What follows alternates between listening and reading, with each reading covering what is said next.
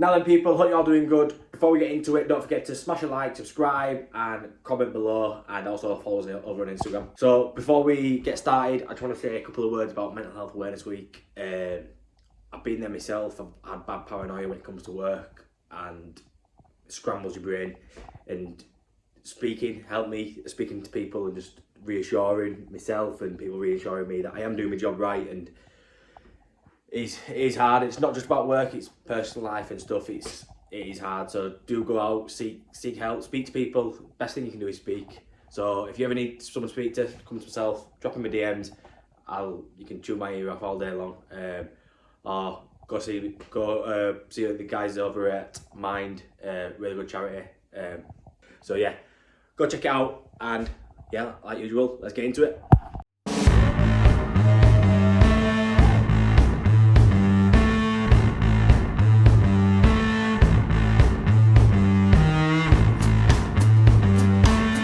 Now then people, Monday morning, we're on our way over to Ilkley to go do what may be just the hardest, most difficult Worcester boiler repair of all time.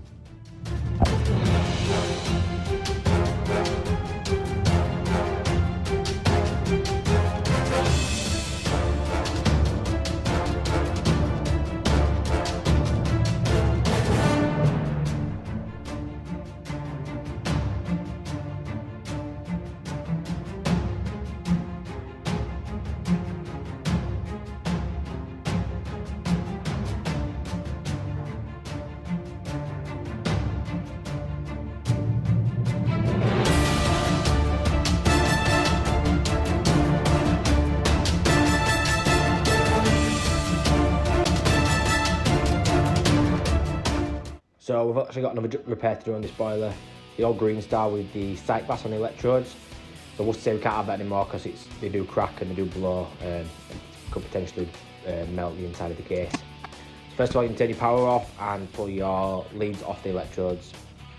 Once you've got them off and put to one side, you can get a posi screwdriver and undo your two screws, and your electrode should just pull straight out of place. Make sure there's no debris on the heat exchanger itself, as it cause it not to seal when putting a new one on. It is quite crusty and so well overdue change. For your new one, you get new seal, new screws, and doesn't have any sight glass on this one. So putting that into place, just slots into place. Your two new screws, which are actually hex screws, so you can't use the same screwdriver. Just go into the old holes and just screw up tightly. Don't over tighten, but do make sure that they are tight enough and not loose. So you make the seal. Once they're done, put your leads back on and test your boiler out. Make sure it all fires up first time. So when we fired up the boiler, we realised that the pressure was starting to build up. So we checked the expansion vessel to make sure it was inflated. It wasn't, so we re-inflated it, and once re-inflated, we tested it with a bit of leak detection spray, and it was passing. So we've got our little Schrader tool and just unscrews out. Before you unscrew it, make sure you take all the pressure out of the expansion vessel, as it will pop out when you do unscrew it. So your new Schrader valve, quite easily done to be fair. They just screw into place. You can pick them off Amazon for, I think it's about 15 quid, maybe for a pack of 100, I think it is. Don't hold me to that, but it's something along that. So it tightens back in with a little screwdriver, and then repressurise the vessel, and we'll make sure it holds in place. Once happy it's holding in place, we'll check with some leak detection spray, make sure that the new one is not passing.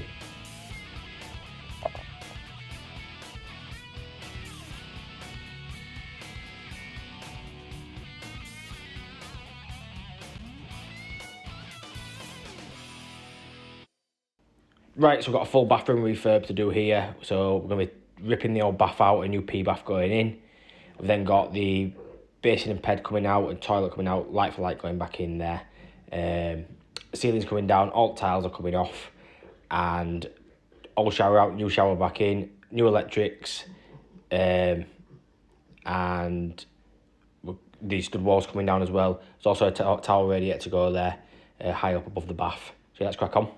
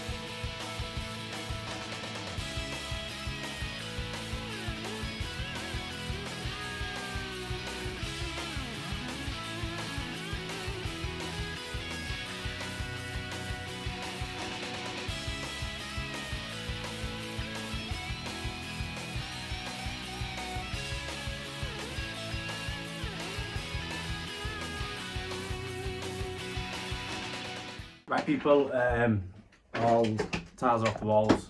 A bit of bonding to do. Put plasterer on Saturday. It's everywhere, doesn't it?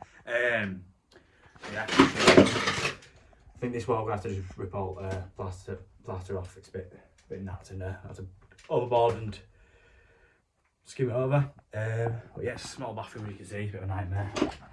But just waiting for the skip to turn up. I don't want to handball all this twice, so I'd rather just do it once. But yeah, skips, nightmare. Leaving toilet in this one. I had to work around it. I've only got this is the only toilet, so don't want to take it out today. So, but we'll be taking it out tomorrow. But got to make sure it doesn't get damaged because yeah, it's got to go back in until it's tiled, ready for the new one to go in. So yeah, let's just wait until the skip comes and we'll crack on and show you when we start first fixing it. Right people, so we've got just starting to put the timber frame in. We're leaving this bit in here up here. It's all pretty strong, so we'll use that. So we've got a patterned long wall. We're plasterers using 900 wide boards, so 450 centre. So what we'll do is we'll start in this corner, measure 450 across, and that'll be centre bar timber to go all the way across, and then 450 so on, and then just a bit at the end. Oh yeah, probably 2 boards. I'll do the ceiling. It's only a 2 metre by 2 metre bedroom ceiling. We're keeping it lower down just because of the pitch of the roof, and we've got a feeling that these are asbestos tiles on the ceiling, so we don't want to touch them. Yeah, and then Sparky's coming tomorrow, just to sort these cables out, get them first fixed in, ready for plaster to come up weekend. So yeah, let's get these battens in and we'll show you end it there. Any of you old school boys, tell me how you get that to seal, because if I did that, left it that hanging off, that far onto the pipe, it'd piss out everywhere. Honestly, some people's luck. Right people, so we're all stripped out. We're just going to give it a sweep up and then we'll start doing the first fix. So we've got hot and cold coming in here. So what we need to do, because the bath's only going to come to about here, so there'll be a gap at the back. They don't want to fill it in, they just want to leave it open. So what we're going to do is we're going to put 2 elbows on here, back, and bring the pipes out underneath the bath. And then we're going to drop them back under the floor, and then across, back up in this side for where the taps and the shower's going. Bring it across under the floor here, up somewhere around here for the pedestal going in. That's okay for the waste. And then what we're going to do is we're going to bring a cord up here along the back of the level with floorboards, so I'll get buried away, you won't see it. Across, and then up and back out for the toilet, a cold feed there. So yeah, I've got a core hole out under the floor, ready for the bath waste.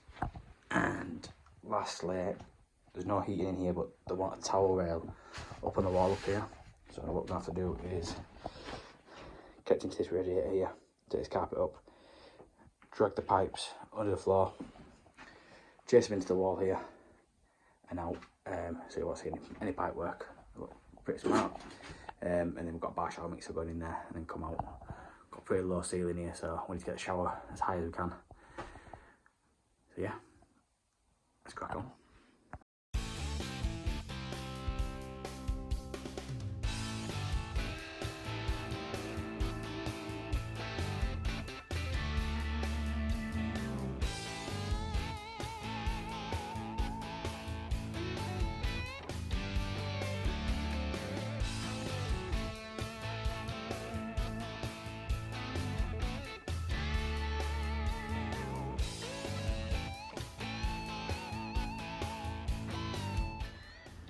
Right people, so I've got a new tool to show you from off Amazon, but it's a company called Kia. I think part of REMS basically, and it's a deburring tool for your 4-inch pipe. So instead of using a chisel or a file or whatever you're using to deburr it, put it on here, put it into there, kind of do it one-handed, and then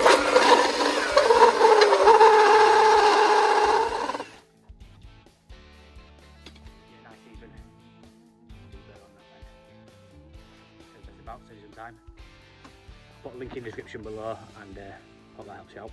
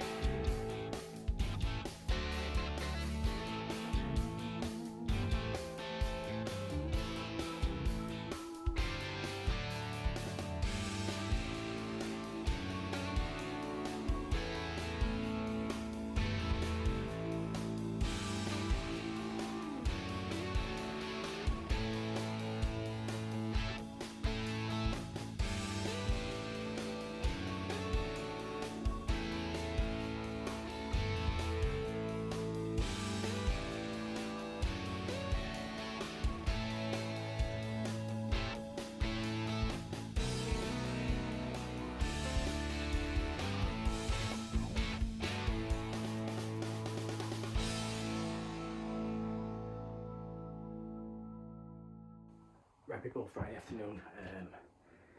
Just finished, so all first fixes in. Got the shower pipes in there, 150 centres. Got isolation bars on there, stop ends. Oh, there we go. And then we've got, I'll tell you I've had pipes there ready to go. Basin pipes ready to go. We've got that waste under the floor. Source lights going outside, and toilets temporary in. So we'll be taken out ready for the plaster and tiler. So yeah, plaster's coming tomorrow. Full board skim, sealed as well, and then Sparky. No, then I'm back Monday. Get bathing. Sparky come back Tuesday. Hopefully join her to do door in Arc Drive on Wednesday. So keep you informed. Have a good weekend.